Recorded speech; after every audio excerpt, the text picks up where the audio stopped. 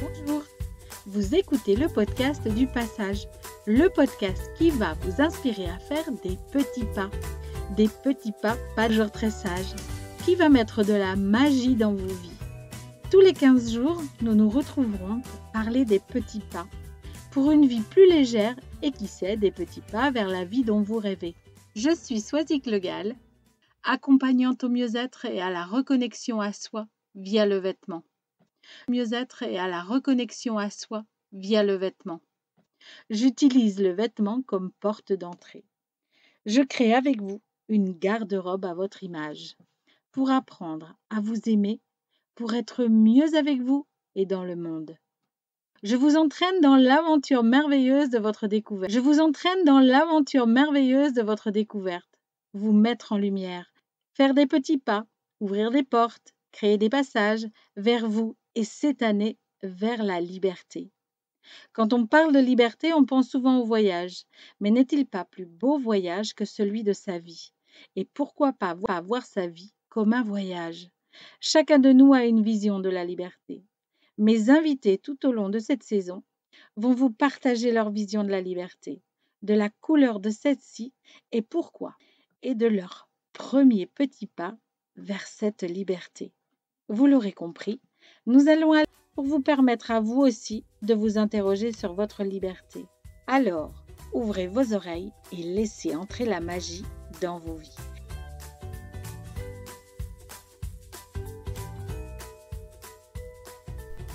Bonjour, épisode 3. Aujourd'hui, j'ai la chance Hélène. Chaque rencontre est magique, c'est indéniable.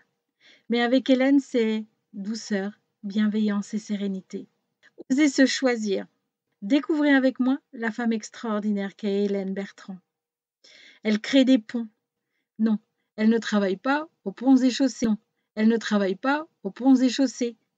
Mais elle crée des ponts. Elle crée des ponts entre la médecine traditionnelle et l'hypnose, tout d'abord. Et puis elle crée aussi un pont entre l'hypnose et le MDR. C'est sa voix, c'est son chemin. Et elle sait s'écouter. Hélène, petit pas à petit pas, avec des petits pas, pas toujours très sages, mais ô combien riches d'expérience et de prise de conscience. Vous êtes prêts? Prête pour la magie d'Hélène? Bonjour Hélène, je suis ravie de t'accueillir dans le podcast. C'est vraiment un beau cadeau que tu me fais de pouvoir échanger avec toi. J'ai vécu des moments intenses auprès de toi et j'espère que les auditeurs et auditrices passeront pareil, de merveilleux moments parce que tu es quelqu'un de merveilleux. T'as un petit soleil, merveilleux moment parce que tu es quelqu'un de merveilleux. T'as un petit soleil, toi. Alors, Hélène, est-ce que tu veux bien nous parler de ta liberté à toi? Qu'est-ce que c'est cette liberté? Alors, déjà, je te remercie beaucoup de m'avoir invitée dans ce podcast. Merci pour tout ce que tu as invité dans ce podcast. Merci pour tout ce que tu viens de dire, ça me touche vraiment. Alors, ma liberté à moi, c'est de pouvoir me lever le matin et de mettre dans ma journée exactement ce que j'aime, ce qui me fait vibrer. Bien sûr, il y a des contraintes. De pouvoir profiter pleinement de ma journée et de ce que je vais faire, en pouvant équilibrer à la fois un temps professionnel, un temps familial, parce que c'est très important pour moi aussi, et puis ne pas oublier des petits moments pour moi, parce que j'avais vraiment tendance à mettre, il faut mettre tout ça. Et mais qui tu es? Parce qu'on ne sait toujours pas qui tu es. Bah oui, alors qui je suis? Moi je suis Hélène du coup. Je suis Hélène Bertrand, j'ai 42 ans, j'ai 3 enfants, j'ai été 20 ans chirurgien dentiste.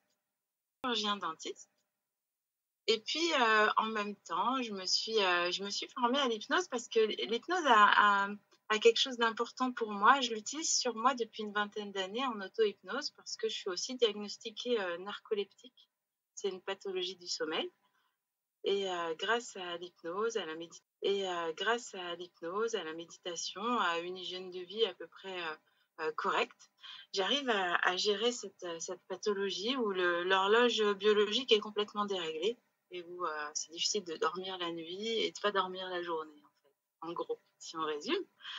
Donc, je suis convaincue de l'appui, c'est mis en place sur moi. Ensuite, je me suis formée à l'hypnose médicale. Et puis, c'est un domaine qui me passionne, donc je me suis formée de plus en plus à ça, aux thérapies brèves. Et je suis arrivée aujourd'hui à être à la fois hypno-coach pour pouvoir accompagner des personnes. Alors, ma suite de chocs traumatiques et la gestion des allergies.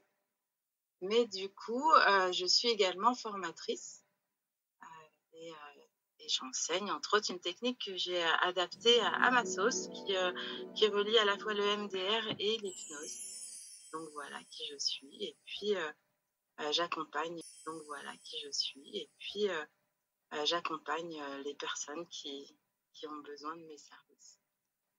Ta méthode est juste, oui, je confirme, ta méthode est juste extraordinaire.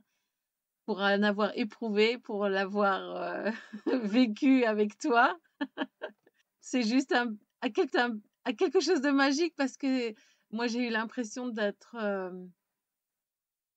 entourée tellement d'amour et en même temps de m'être déchargée d'un poids que j'avais depuis tellement longtemps que, ouais, c'est chouette ça. Alors, si vous voulez vous débarrasser de sac à dos pour pouvoir justement entrer dans cette liberté, alors c'est rigolo parce que tu vois, on parle de liberté et de sac à dos. Comme je le disais au tout début, on pense que la liberté est associée au voyage, en fait, à partir. C'est assez rigolo ce que tu dis là. Déjà, faut d'abord être libre à l'intérieur de soi pour pouvoir être libre à l'extérieur. Et ce week-end, j'ai pas vraiment préparé, mais je me suis amusée du coup à poser la question de la liberté à mon entourage pour voir les réponses qui sortaient. Et c'est assez rigolo de voir les différences. C'est des personnes que je connais et pourtant, chacun a une réponse différente en fonction de ses sensibilités. Mais s'il y a un point commun, ce qui revient, c'est que notre notion de liberté d'aujourd'hui, elle dépend un petit peu de notre vécu. Elle dépend de... Et ce qu'on souhaite aujourd'hui, c'est en rapport avec notre vécu passé. Tu peux nous en dire plus parce que là, tu teases, hein, tu teases. Et ben, par exemple, personnellement, j'ai eu le sentiment, pour moi, hein, ma liberté, je vous disais pour commencer, c'est de pouvoir, dans mes journées, mettre exactement ce qui me plaît. Profiter vraiment de tout ce que je fais parce que ça me fait, comment je peux dire, ça me fait vibrer vraiment, ça me passionne, c'est ce que j'aime, c'est ce qui m'habite. Moi, j'aime beaucoup partager, j'aime partager avec les gens, accompagner, etc. C'est de pouvoir profiter de tout ça et de mettre de la passion dans mon travail. Pour moi, c'est une sorte de liberté. Effectivement, dans mon histoire passée, j'ai été contrainte dans un système de travail, de valeurs de travail qui ne me convenait pas et je me suis sentie emprisonnée. Et aujourd'hui, je suis en reconversion complète parce qu'au plus profond de moi, j'ai besoin de cette liberté. Au plus profond de moi, j'ai besoin de cette liberté pour m'exprimer complètement, pour pouvoir m'épanouir. Alors, l'idée, c'est pas de rien faire parce que dans ma liberté, il y a aussi un besoin d'action, mais de le faire pleinement avec mon cœur et en accord avec mes valeurs. Et tu as été une grande... Alors, avant le podcast, c'était la notion de compétition. Parce que tu es une sportive accomplie. C'est ça. Et en fait, moi, dans ce que tu dis là, je retrouve en fait, quelque chose où le sportif va chercher sa liberté dans la notion, peut-être de se surpasser, d'aller au-delà de lui, tu vois? Alors, ouais, je vois ce que tu veux dire. Alors aujourd'hui, je vais apporter une nuance à tout ça. J'ai fait de la compétition, sauf qu'aujourd'hui, dans le sport, que je veux vraiment remettre dans mon temps pour moi, parce que je l'ai un peu mis de côté ces dernières années, je cherche plus la notion de compétition, mais la notion de plaisir. Je me suis rendu compte que dans mon fonctionnement, c'est par le mouvement que mon corps récupère, même si ça peut être paradoxal. C'est par le mouvement que j'intègre mieux les informations, que j'apprends mieux, que je libère aussi toutes les énergies négatives, les tensions, le stress, tout ça. Donc réellement besoin du mouvement dans mon fonctionnement pour me sentir vraiment bien. Et c'est pour ça que c'est important pour moi et que ça exprime toute cette liberté. Moi, je vais courir dans la nature et là, je me sens tellement bien, quoi, au milieu des oiseaux, des papillons, enfin voilà, de pouvoir courir dans la nature avec ou sans mes chiens d'ailleurs, parce que j'ai 2 chiens aussi. Et, et par contre, aujourd'hui, je veux plus retourner dans les travers que j'ai connus quand je faisais de la compétition, où justement, j'écoutais plus mon corps et je voulais juste avoir retrouver toutes ces sensations sportives, mais avec avant tout une notion de plaisir et de bien-être. Et si un matin, mon corps, il me fait le signe qu'il faut pas, et ben que je l'écoute, quoi. Et que je dise, ce matin, tu restes tranquille, tu vas plutôt méditer que de courir. C'est beau ce que tu dis parce que du coup, la liberté, De courir. c'est beau ce que tu dis parce que du coup, la liberté, elle est vraiment intrinsèque. Vraiment. C'est la liberté de s'écouter. C'est ça. Bon, encore Alors, faut-il apprendre. je dis Pardon. pas que j'arrive au top à tous les jours, hein, mais c'est sûr, respecter pleinement mon corps, parce qu'en fait, c'est la seule personne qu'on va accompagner toute notre vie, c'est quand même nous. Bah, il faut être sa meilleure amie. C'est ça. Et du coup, pouvoir profiter pleinement de ces moments intenses de sport. Alors effectivement, je me suis mis un engagement pour pouvoir vraiment m'obliger un petit peu à ces temps pour moi, parce que j'ai trop tendance sinon à mettre autre chose à la place. Mais l'idée, c'est vraiment la notion de plaisir. C'est beau. Du plaisir, du plaisir, du plaisir. Du plaisir, du plaisir, du plaisir. Du plaisir en s'écoutant. Donc toi, tu résumerais ta liberté en fait à une écoute attentive de ce qui se passe dans ton corps pour pouvoir vibrer et pouvoir être au plus juste avec toi. C'est ça, c'est exactement ça. Une écoute la plus attentive possible de mes besoins, de mes envies. Alors bien sûr, en apportant la nuance que parfois je vis pas seule, hein. J'ai aussi une famille et il y a certains compromis à apporter. Mais tout en gardant ça. Comme conseil pour pouvoir avoir cette liberté, c'est de s'accorder un peu de temps, c'est de s'obliger à se donner un peu de temps à soi. C'est ça. Bon, encore faut-il savoir ce dont on a envie et ce dont on a besoin. Pour moi, la liberté, c'est d'aller courir dans la nature, mais pour certains, ça peut être juste, je sais pas. Ou faire un podcast. Ou faire un podcast, c'est ça ta liberté. Ah oui. Et voilà, les choses partagées.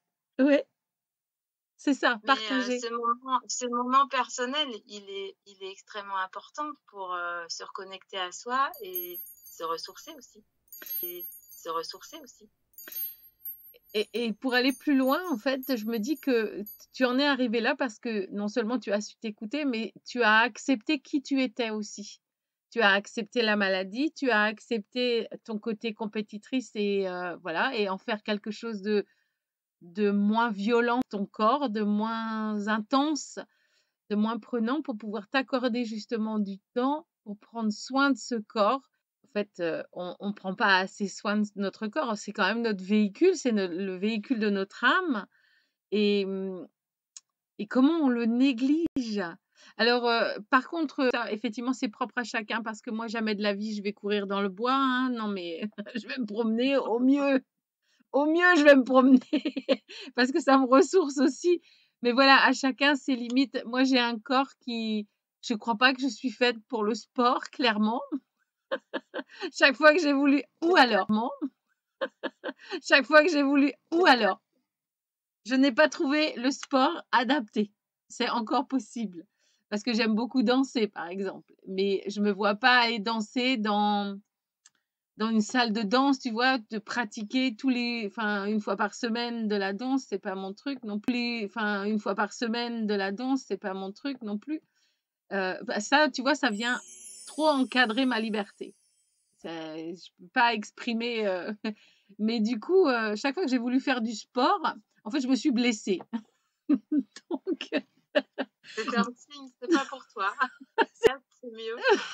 Cha voilà, chacun doit trouver là où il doit œuvrer pour pouvoir effectivement se nourrir et nourrir cette liberté. Je crois que c'est aussi ça et puis moi j'aime beaucoup le quand tu dis prendre du plaisir avec soi. C'est pas simple. Exactement.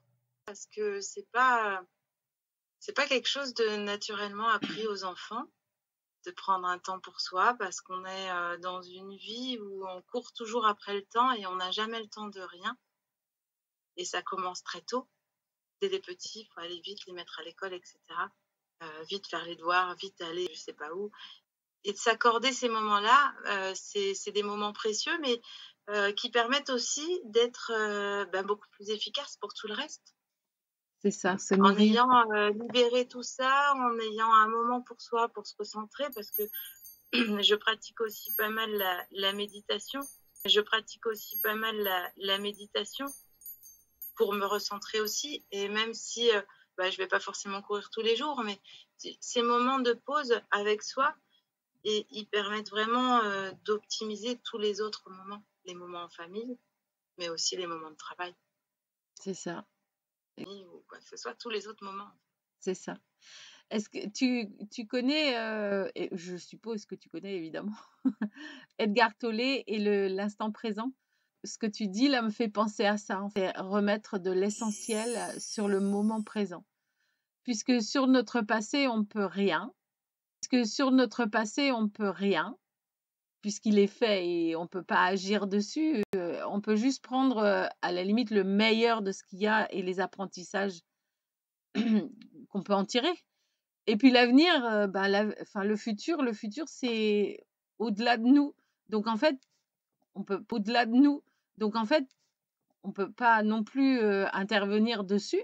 Par contre, on peut préparer l'avenir en mettant l'accent sur notre présent, en étant présent à soi et en faisant des choix conscients et intelligents, j'ai envie de dire.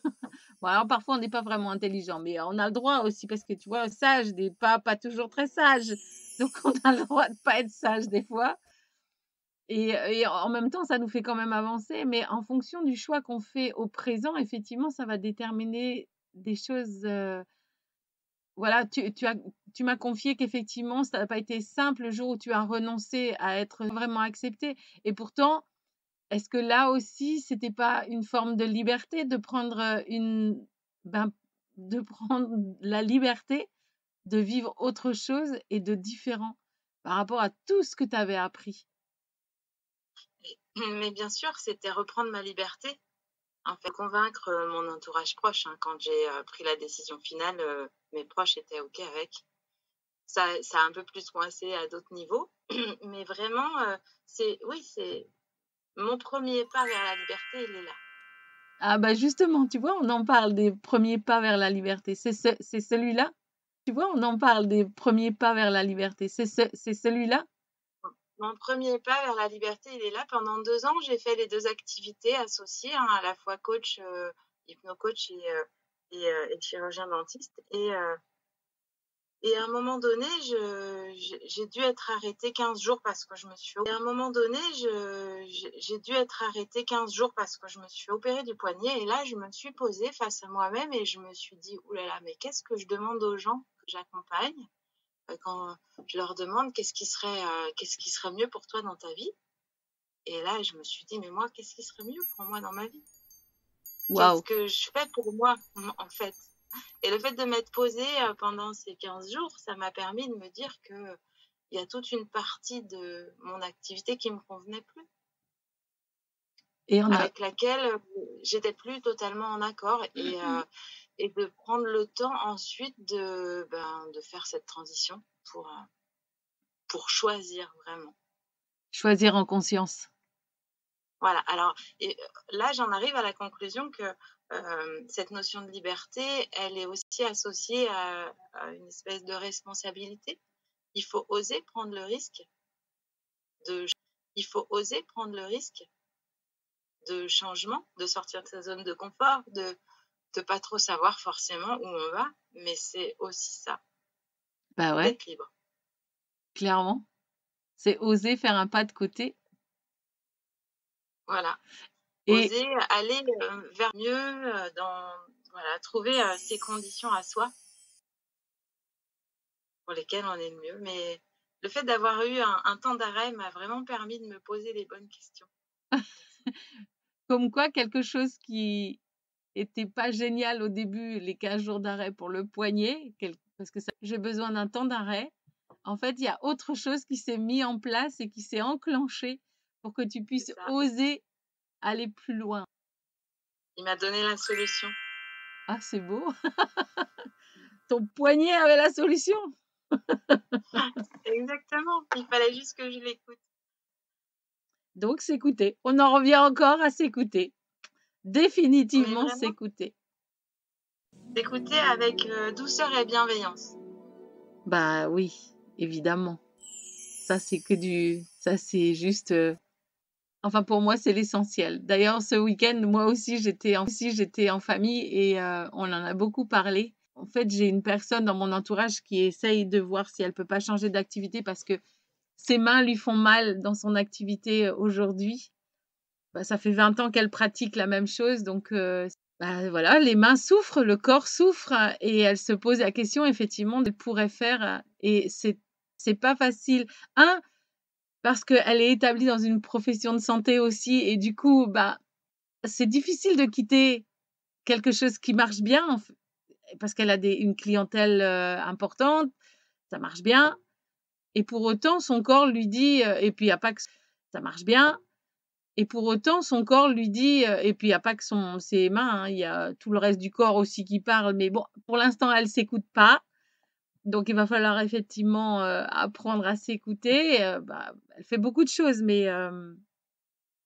elle entend pas. Elle entend pas encore. Elle entend pas. Elle entend pas encore. Et puis Mais surtout, aujourd'hui, je suis capable de parler comme ça parce que il y a quelques années en arrière, j'ai tiré très fort sur la corde. oui, Et mon corps, il m'a stoppé aussi. Donc petit à petit, j'apprends. c'est ça, il faut apprendre à écouter les messages. Bon, après, c'est vrai que quand on est dans le flot de la vie et que, allez, ça brasse, c'est pas facile de se poser. C'est pas facile d'aller prendre du temps pour soi. Et pourtant, ça devrait être la première chose qu'on fait. Tu vois, dans mon accompagnement, j'ai un accompagnement en ligne où j'apprends aux gens à reprendre du temps, principalement des femmes, à reprendre du temps pour elles, pour pouvoir aller plus loin, pour faire d'autres choses. Parce que la base, c'est ça, c'est arriver à t'organiser suffisamment pour pouvoir justement aller, pouvoir comme toi, réfléchir en fait, à aller plus loin. Et dans ce programme, il y a un module sur la gestion de l'agenda. Et je pars du principe que tous les dimanches soirs, il faudrait, et la première chose que tu notes dans cet agenda, c'est 1 à 2 heures par semaine. Si tu peux pas 2 heures, tu mets 20 minutes. Mais en tout cas, dans ton agenda, tu as noté qu'il y a au minimum 20 minutes tel jour et tel jour qui sont pour toi. Parce que si tu commences pas comme ça, bah, tu vas jamais y arriver parce que moi, on le sait avec 3 enfants. Maman, est-ce que tu sais où c'est ça? Où est-ce que tu as mis ça? Ou maman, est-ce que tu peux pas me faire ça? Maman, t'as pas fait ça? Ah non, mais au secours, quoi. Donc, en fait, il y aura toujours un truc. Il y aura toujours un truc. Plus évidemment, toujours un truc. Plus évidemment, les contraintes professionnelles. Alors, comme toi et moi, là, maintenant, on est à notre compte. Bah, tu pars pas à 8 heures le matin et voilà. Donc, dans la journée, en fait, tu vas avoir des sollicitations de plus en plus intenses. Et puis, si jamais tu as pas posé ce timer, bah, c'est mort, en fait. Ce timer, bah, c'est mort, en fait. Tu arrives au vendredi soir et puis tu fais ah, zut, j'ai encore rien fait pour moi. Non, ça va pas du tout. Et puis, quand tu parlais de bienveillance et voilà, d'amour de soi, j'ai envie de dire, est-ce que moi, j'ai envie de remettre les choses, est-ce que aller faire, tu vois, 1 heure de Zumba, est-ce que c'est prendre soin de toi? Alors effectivement, ça peut effectivement te libérer de plein de choses, mais ça te permet pas de réfléchir. En fait, une activité comme celle-là, ça te permet de libérer, mais il faut un autre temps. Alors, je suis OK pour la Zumba, hein. Au contraire, c'est très bien d'aller sur son corps comme toi tu cours, mais est-ce qu'il n'y aura pas besoin, mais toi tu médites aussi, tu vois? Et c'est à ça que je voulais en venir, c'est est-ce qu'il ne faut pas des temps aussi pour le rien? Ah, mais c'est les temps pour le rien, ils sont extrêmement puissants aussi, effectivement. Pour le rien, ils sont extrêmement puissants aussi, effectivement. Après, dans mon cas, et je suis quasiment sûre que quelqu'un qui pratique la Zumba, il peut ressentir les choses pareilles. Le fait de courir, on coupe complètement le train de pensée. Quelqu'un qui va faire une heure et son train de pensée va s'arrêter totalement. Tout le Ouais, moulinage, le moulin du quotidien, il s'arrête. Et ça permet quand même ce temps de pause mentale qui est énorme. Et dans mon cas, quand je cours, par exemple, c'est des moments où j'essaie simplement d'être connectée à moi dans le moment présent. Et c'est presque même une méditation dans le mouvement. génial. Dans ma façon de le pratiquer, en tout cas, je mets pas les écouteurs. Moi, je veux pas mettre la musique en plus. Je veux écouter la nature qui est autour de moi. Je veux vraiment profiter. Et c'en est presque ça. C'est des moments d'intégration, c'est des moments d'intégration, c'est des moments de libération, juste de pause, ouais. Ouais, c'est Où je laisse venir ce qui doit venir.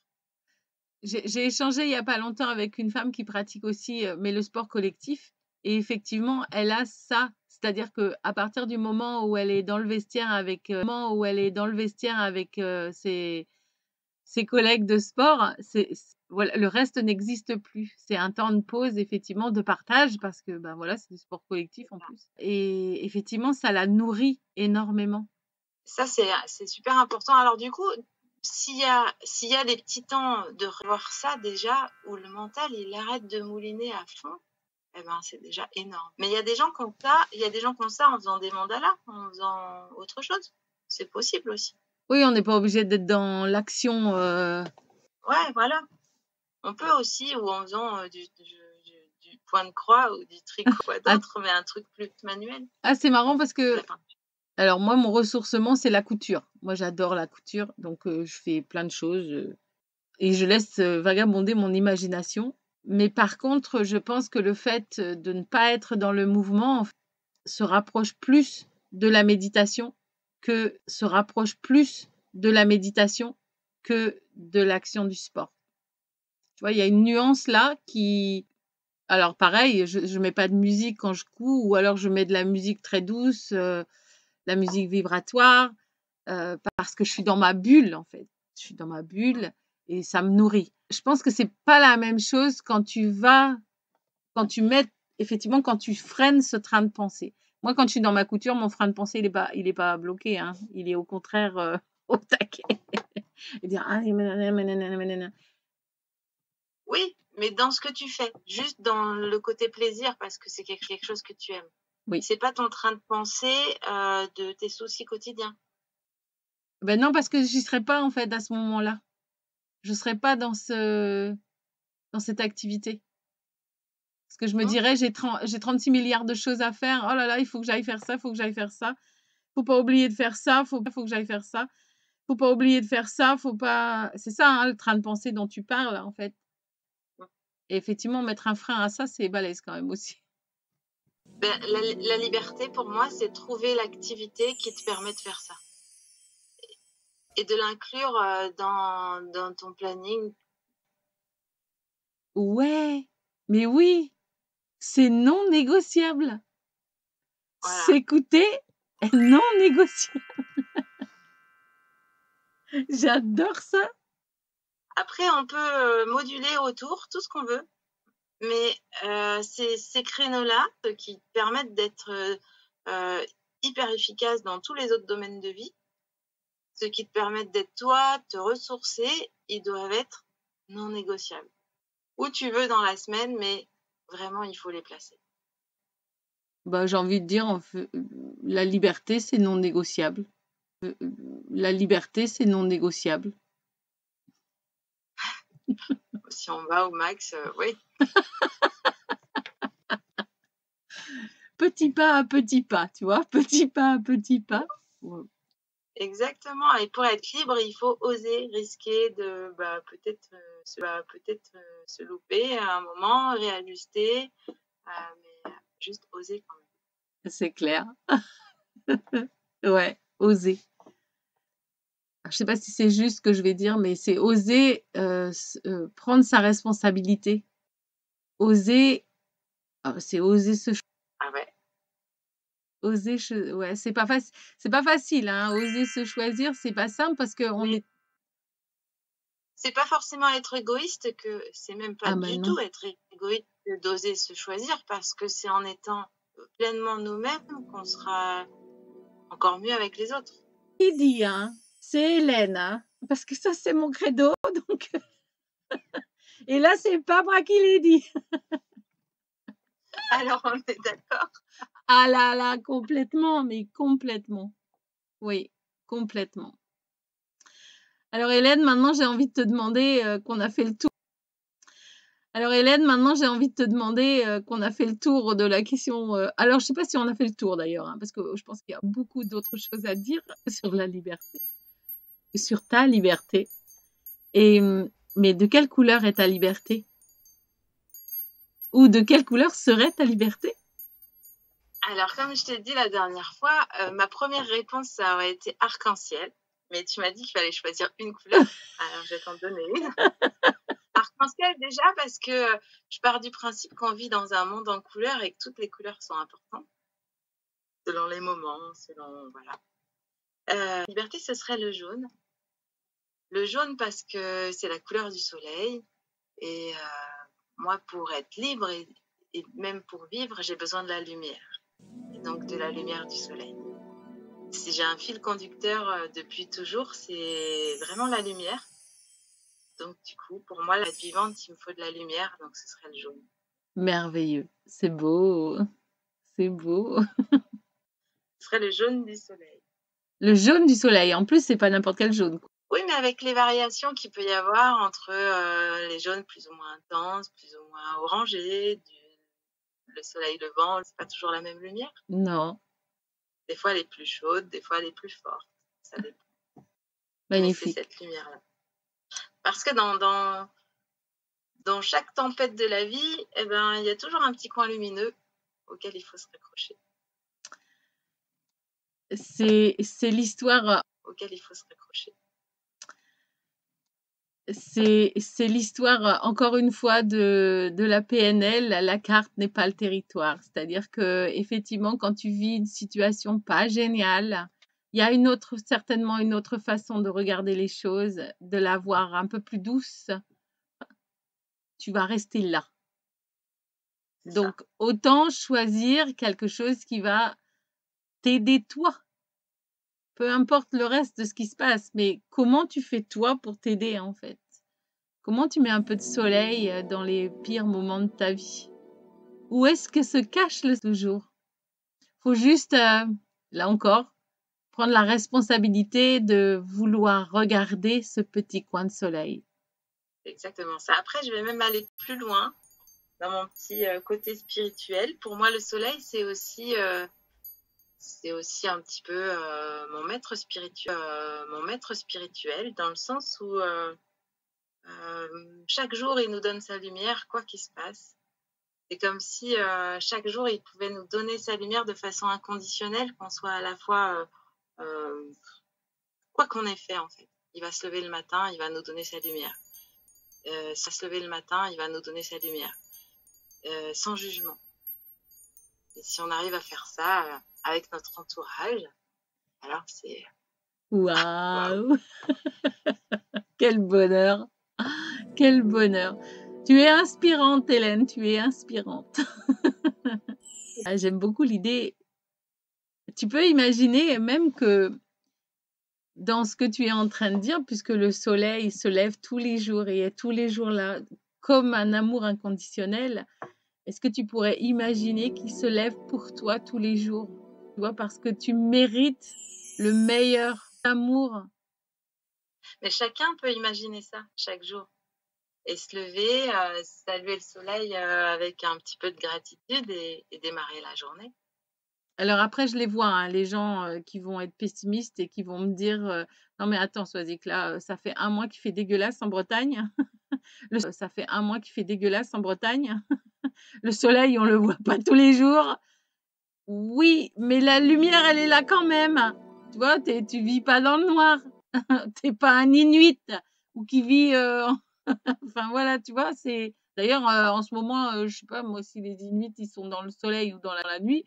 Mais en tout cas, eux aussi, ils vivent. Donc, et puis, ils se lèvent quand même. Et puis, ils se couchent quand même. Donc, en fait, Ça, il y a un reset tous les soirs. exactement. Faut trouver le petit rayon du soleil, même si des fois il est petit, il faut le mettre dans son cœur. C'est ça. Oh, c'est ça, c'est beau ça. Ah, j'adore, j'adore. Ça, ouais. Mettre autant de soleil dans son cœur que le soleil que le soleil puisse nous inonder. C'est chouette. Merci beaucoup pour tout ce partage. Donc, on a vu les premiers pas, on a vu donc on a vu les premiers pas, on a vu la couleur. Et bien maintenant, est-ce que tu peux me dire comment on fait pour travailler avec toi? Comment Vas-y, dis-nous. Donc moi, je propose des accompagnements du poids d'un trauma ou de quelque chose quand on a dans notre quotidien des signes, des trucs qui reviennent. Ça peut être des douleurs chroniques, ça peut être des comportements gênants qui sont souvent liés à quelque chose qu'on a vécu dans le passé. L'idée, c'est de permettre aux personnes de les libérer pour retrouver une sorte de liberté, en fait. Simplement, prendre l'état de la personne aujourd'hui, lui permettre d'aller mieux, d'être dans une meilleure dynamique pour aller mieux demain. On va pas, dans ma façon de travailler, je vais pas forcément faire revivre le trauma initial ou l'événement de base, parce que je pars du principe que si on l'a plus ou moins oublié, c'est aussi une question de protection. On n'a pas forcément besoin de le revivre pour s'en libérer, mais par contre, il faut finir de nettoyer tout ce qui impacte le quotidien aujourd'hui. Donc voilà, ça fait partie de mes accompagnements. Et les deuxièmes personnes que j'aime accompagner, c'est des personnes qui ont des allergies qui les impactent beaucoup dans leur quotidien aussi. Je suis arrivée à ça parce que j'ai 2 enfants qui sont très allergiques. Et avec l'hypnose, avec aussi une autre technique plus énergétique, l'idée, c'est d'aider le corps à se reprogrammer et à gérer de mieux en mieux tout ce qui peut être allergisant dans le quotidien. C'est un petit peu mes deux d'autres accompagnements qui peuvent être plus classiques ou différents, mais c'est vraiment mes 2 accompagnements sont autour de ça. Tu travailles à distance aussi ou que en présentiel? Je fais les 2. Je travaille en présentiel, donc moi je suis en Ardèche. Il y a du soleil chez moi. Ah, ça va. Nous aussi aujourd'hui on a du soleil. Je sais pas si ça va durer, mais Donc je suis en Ardèche, je suis située dans un petit village qui s'appelle Saint-Georges-les-Bains. Et je travaille aussi en visio parce qu'il y a plein de choses qu'on peut travailler en visio également. Donc j'ai les deux activités. Génial. Voilà. Et donc vous pouvez me trouver, j'ai une page Facebook qui est juste Hélène Bertrand Hypnocoach. Et sinon, j'ai un numéro de téléphone. Pour le moment, j'ai pas de site internet parce que j'attends vraiment d'avoir ma vraie couleur pour le mettre en place. Et ça, elle se précise encore. Du coup, je l'ai pas encore créé, mais j'ai une page Facebook où on peut me trouver aussi. Ouais, génial. Bon, ben, merci Hélène. Alors, et puis au plaisir de se revoir ici et là. Et merci pour ce partage plein de bonne humeur. Merci. Merci beaucoup à toi de m'avoir fait participer. Avec grand plaisir. Vraiment, vraiment. J'espère que vous avez autant aimé que moi écouter Hélène parler de sa liberté. S'écouter, écouter son corps, se donner les moyens de vivre sa liberté au quotidien. Je reviens juste sur un point. pour vous permettre de réfléchir encore un peu. Et si vous commenciez à juste tendre l'oreille, je vous invite à lire le livre à juste tendre l'oreille. Je vous invite à lire le livre d'Eckhart Tolle sur l'instant présent. Vous n'avez pas le temps? Ah, ce n'est pas une excuse, parce que ce livre ne se lit pas en une seule fois. Vous allez le lire, peut-être une phrase qu'il faut du temps pour intégrer et comprendre ce que Eckhart Tolle voulait dire dans l'instant présent. Être présent à soi, c'est s'écouter, apprendre à s'écouter. Alors je vous souhaite une excellente lecture et de merveilleux petits pas vers vous. À bientôt.